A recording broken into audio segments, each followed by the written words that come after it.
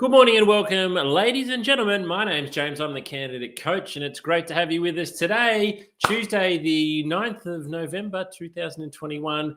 Today, we're going to be talking about LinkedIn profiles, but specifically, how can you optimize your LinkedIn profile when you're looking for work? What are some of the key things you need to be doing when you're looking for work to make sure that your LinkedIn profile is really promoting you and is best set up to be able to capture the attention of recruiters or anybody else in your network that you want to know that you are looking for work. So, as always, we're going to be live to you today. We are coming to you via our YouTube channel, our Facebook channel, our LinkedIn channel. We were playing on all of our partner sites too. Thank you if you're watching us there.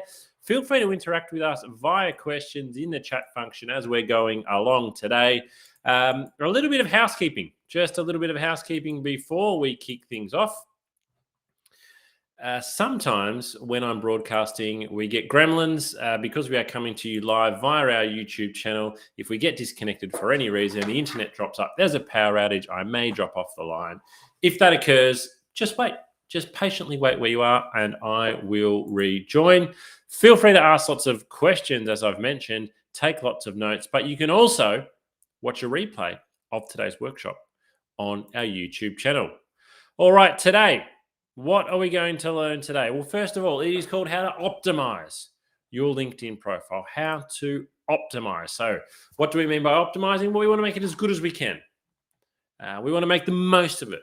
You've got a LinkedIn profile, I'm sure, but how can you optimize it specifically for job seeking? So we're going to talk about why LinkedIn matters, how you can get yours job seeker ready, how you can become a respected contributor on LinkedIn, which is an important part, and how to avoid making the biggest LinkedIn mistake, which I reckon 90% of people make. 90% of people make the biggest LinkedIn mistake. And as always, we have plenty of opportunity to ask your questions on your own LinkedIn profile or on any recruitment topics that you'd like to ask about. Okay, a little bit about me, your presenter, James, though, before we get too far into the details. I'm a director at Smart Recruitment, and I've been working in recruitment since 2005, before LinkedIn was invented. I remember when LinkedIn first came out, and for the first couple of years, there was lots of these types of platforms. You'd create a profile, you'd have a little bit of a look, you'd log in once a month maybe. But then around 2011 or 12, LinkedIn really started to pick up. Over that time, I've conducted over 3,000 interviews, over 600 group assessments, placed well over 1,000 people into jobs. And I've seen the importance that having a good LinkedIn profile has. We launched the Candidate Coach, the platform we're meeting on today in December 2019, because we wanted to provide more online solutions and resources to job seekers. Okay, I want to start off with a question. What score would you give your own LinkedIn profile out of 10? Maybe you think, hey, I've worked on it pretty hard.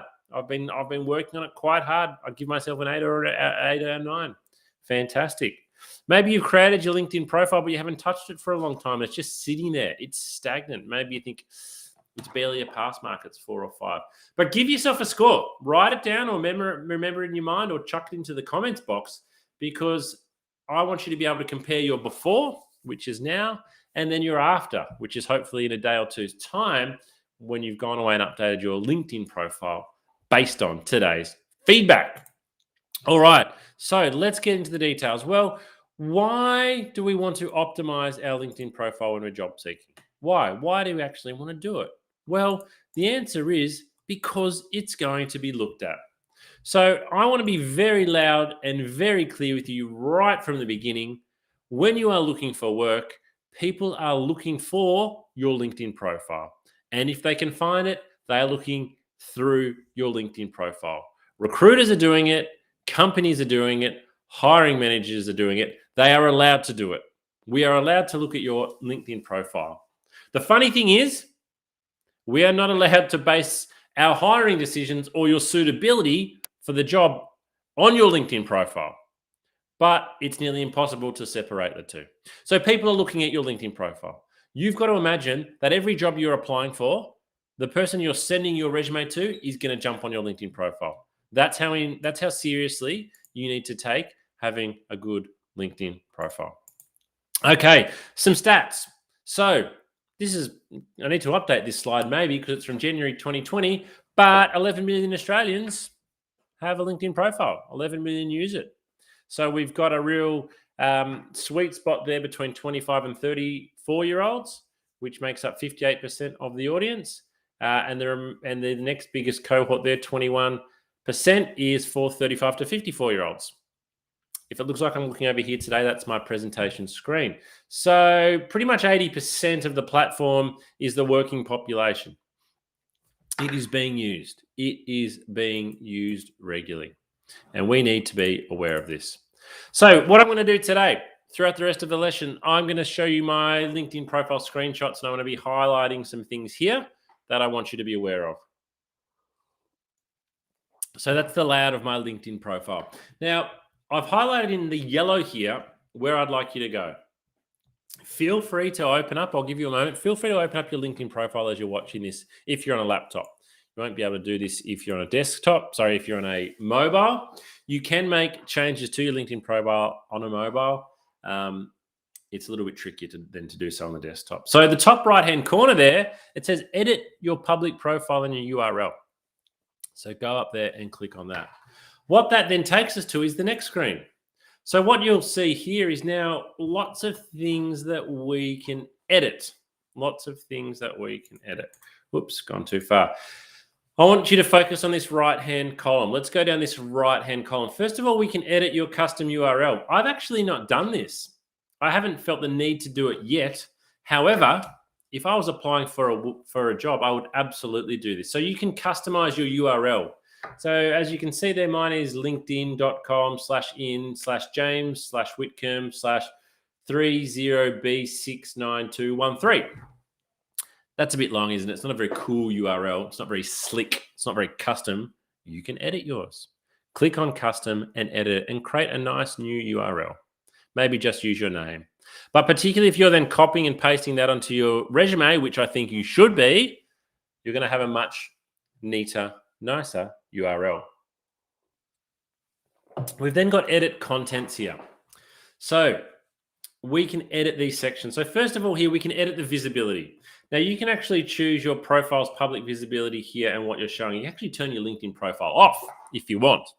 I certainly recommend not doing that. LinkedIn is a social media platform. It exists so you can find people and people can find you. So I think you should have a fairly publicly available LinkedIn profile.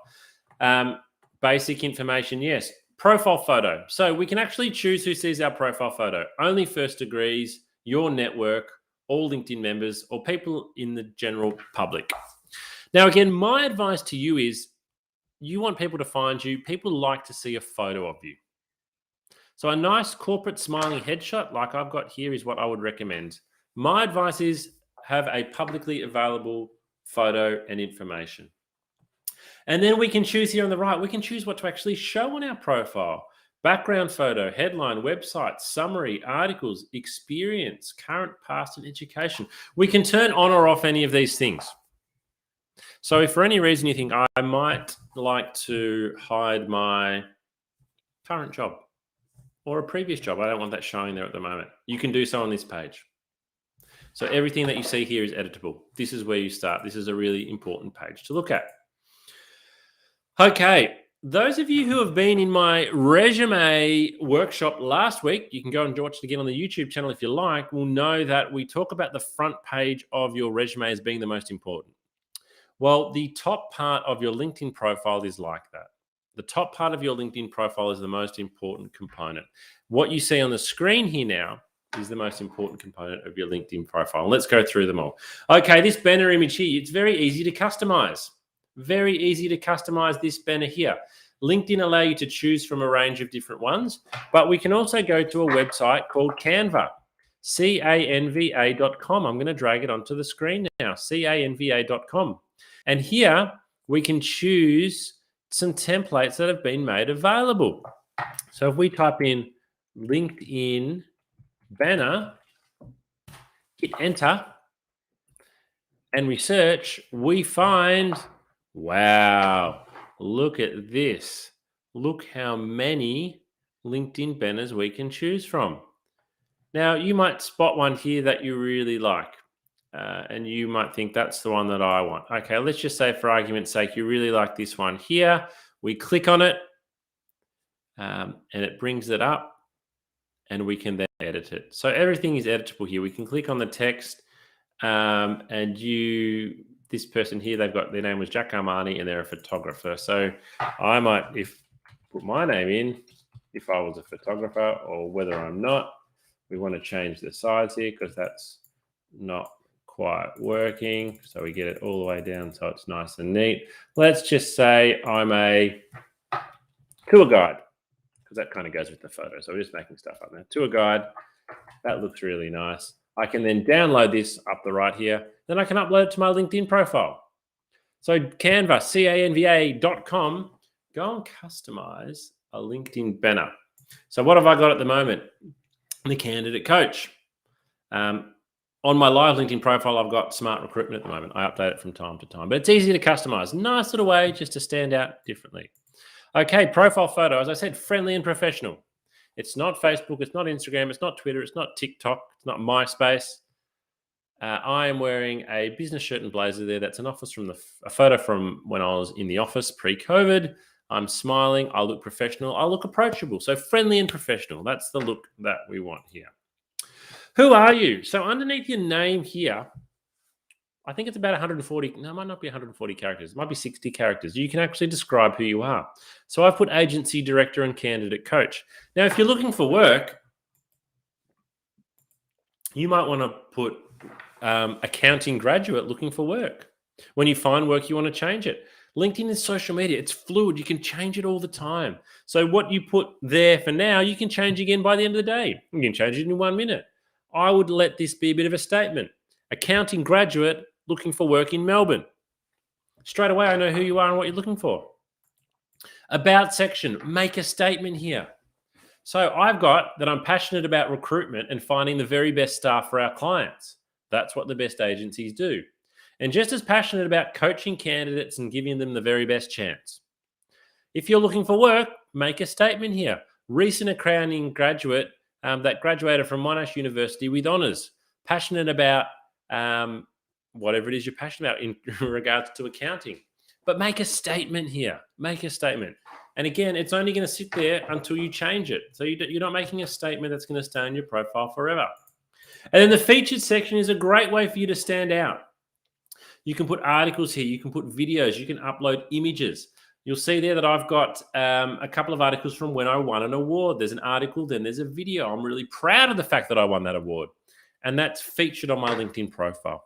So make the most of each of these sections. Make the most of each of these sections, and you will have your LinkedIn profile standing out. Okay, so below that top part, which is the most important part to get right, we then have experience in education. So we've got dates, companies, job titles, and qualifications. They all need to match our resume. It needs to be the same on your resume, but the description is very different. The description is very different. As you'll see here from mine, it's much briefer. And even if you're looking for work, it can be nice and brief. So it could be a statement, maybe an achievement or two, maybe 1 or 2 dot points, but it's not your resume. We don't need the same level of detail here. And likewise with education. So keep it succinct, keep it brief, but you've got to have accurate detail. So if I look at someone's LinkedIn profile and I look at their resume and the dates don't match up, I'm concerned. I'm concerned. All right, question for you. What do you think the biggest mistake people make on LinkedIn? So feel free to type your answer into our comments box now. What is the biggest mistake that people make? Well, I'm going to tell you what the biggest mistake people make on LinkedIn is. They go away, they create a profile, and they don't contribute. They don't contribute. LinkedIn is a social media platform. Yes, it is skewed towards networking within business communities and organizations, and it's more of a professional platform, but it is still a social media platform.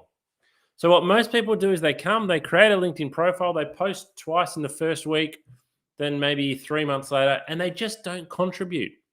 And so they're not adding any value to the platform. LinkedIn make it easy for you to contribute. So how do we actually do so? It's fairly simple. If we want to start a post, it's like any other social media. We can type, we can upload a photo, a video, a document, we can write an article. We can celebrate an occasion, find an expert, add a job, create a poll, share a profile, or offer help. Have a strategy. Have a strategy to become a regular contributor. The easiest way to contribute regularly on LinkedIn is to share something. Share something professional that has to do with your work. If you do so once a week, people will notice over time. You need to create a habit and do it regularly.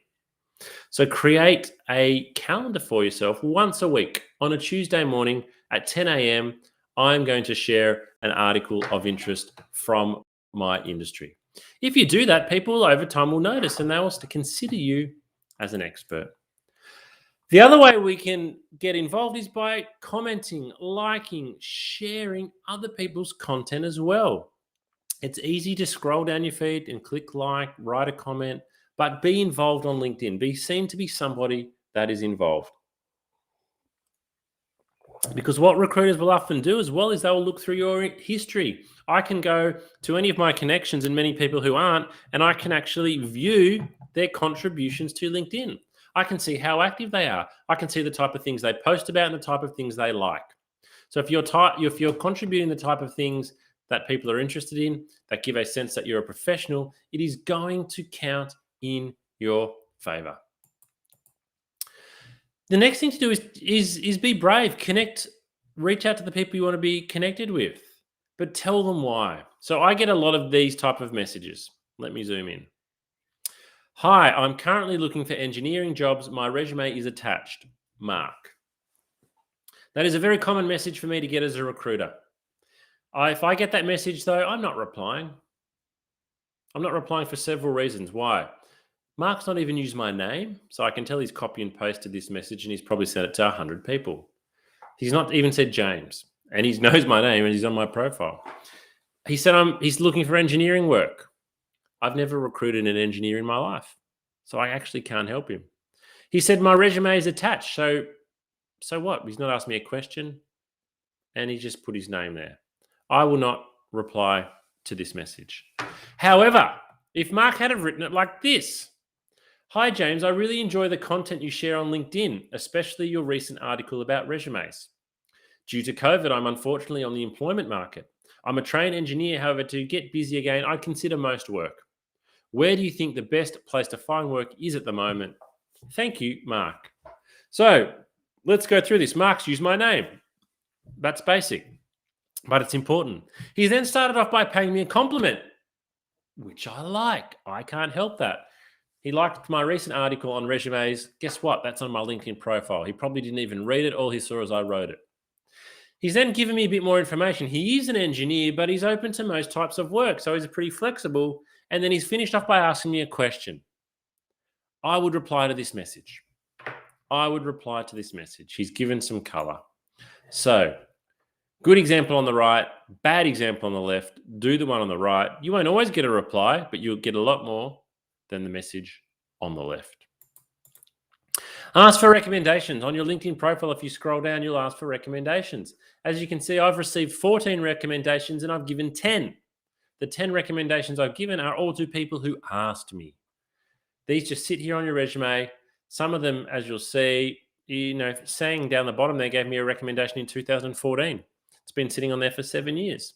It just starts to boost your profile and people do look at recommendations. So your LinkedIn profile takes time, but it is an investment in the future.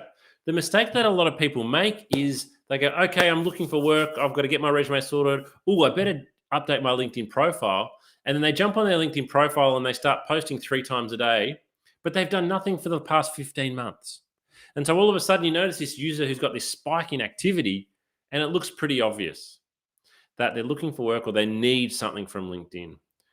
But if you set to systematically engage with the platform, you will build a great LinkedIn profile by investing time in it regularly. Now, if you're still wanting more LinkedIn assistance, I would absolutely recommend jumping onto LinkedIn itself or Googling how to create a great profile. There's checklists that are available. LinkedIn are continually updating what you can do on the platform. So we're live streaming on LinkedIn today. We couldn't do that 6 to 12 months ago.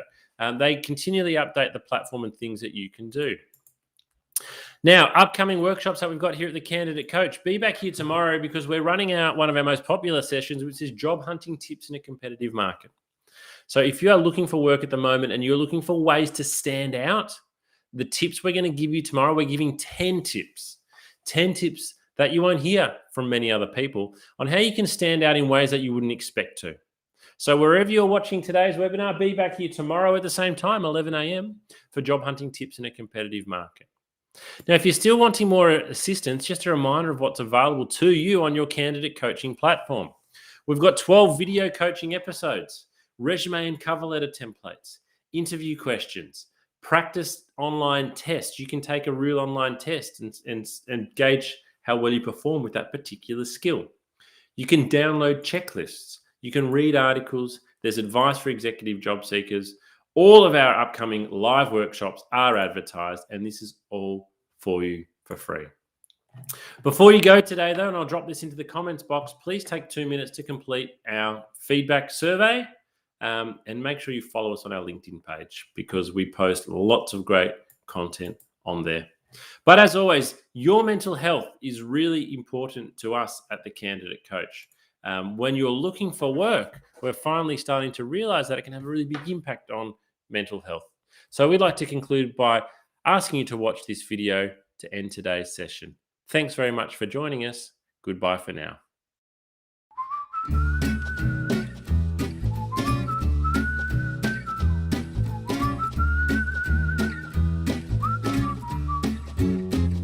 If you're not feeling terrific at the moment and you feel like your mental well-being has taken a little bit of a dip, please remember this is not going to last forever. There's lots you can do to manage your mental health and get back on top of it.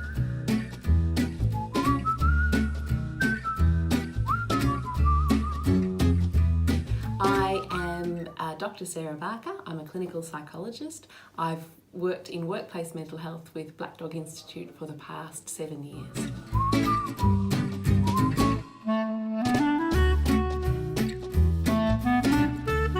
I work with a lot of adults and young people, mainly with anxiety, depression, trauma as well, a range of issues, and many who are looking for work and undergoing that process of trying to find employment.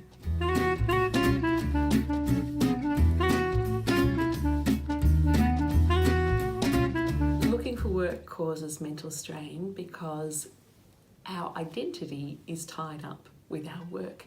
Work gives us meaning, it gives us purpose, it gives us company and connection. So it's stressful for lots of reasons looking for work, and it can take a toll on our mental health.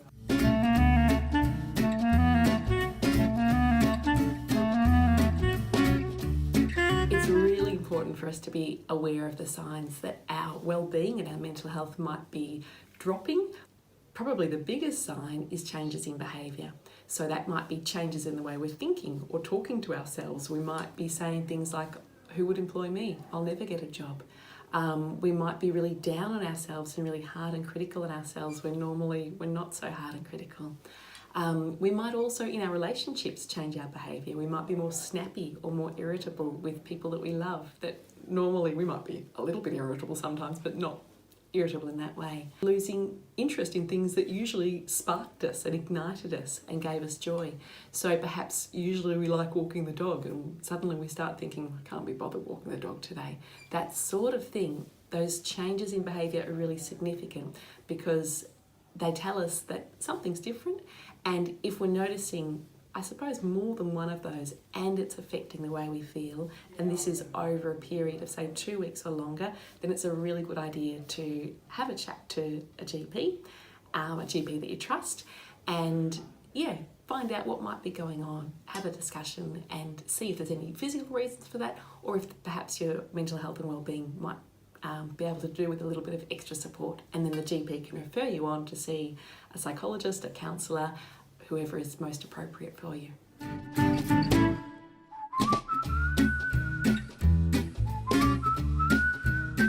There are so many great things you can do to look after your mental health when you're looking for work, and it's really important that you do. My very top tip would be really talking kindly to yourself and being compassionate with yourself.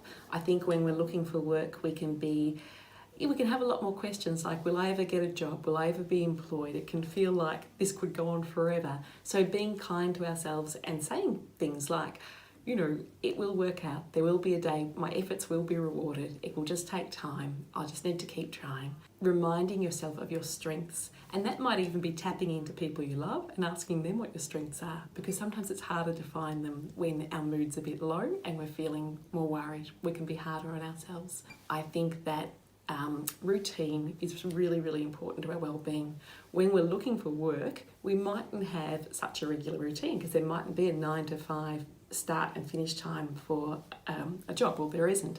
So instead, thinking about looking for work as a job in itself can be helpful. Having a start time and a finish time can be really helpful, and some set tasks that you hope to achieve that day. Purpose is really important too. So purpose might come through routine, but it can also come through other things. Meaning's really important, and our work gives us meaning. So when we're looking for work, meaning mightn't feel like it's there as much. Part of what we can do is infuse those tasks with meaning. So I am doing these things today, I'm looking for work, and that is meaningful in itself, because there's an end goal to this. It will be something that's good for me and good for the people that I love as well.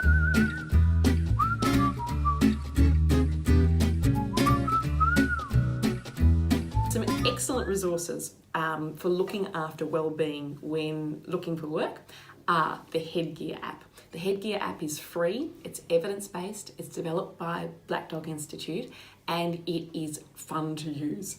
It uses mindfulness, so a technique to really help us relax and reduce physiological arousal, which can often occur when we're feeling anxious. It's got a 30-day challenge, which is just short, bite-sized little challenges to extend your well-being and grow your well-being, and that can be really extra important when we're looking for work. There are also some really terrific resources available through the Black Dog Institute. One of them is a beautiful self-care plan that encourages you to think about your top coping tips, the things that personally work best for you, that are positive coping strategies. Another really good resource is through Beyond Blue, and they've got some excellent resources to look after mental health while looking for work, and also when people are recently out of work as well.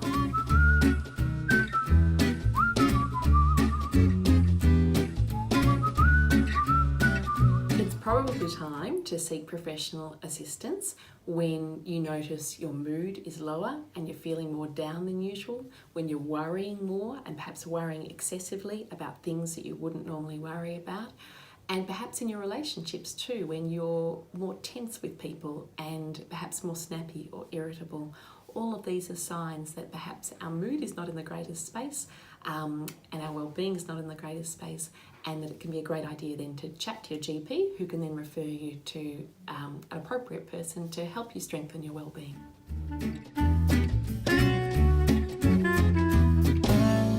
It's very common for people to have a dip, but please know that that's not going to last forever, and that there's lots you can do through looking after yourself, but also through getting access to professional support that can really give you a boost again and get you back feeling good as you're looking for work.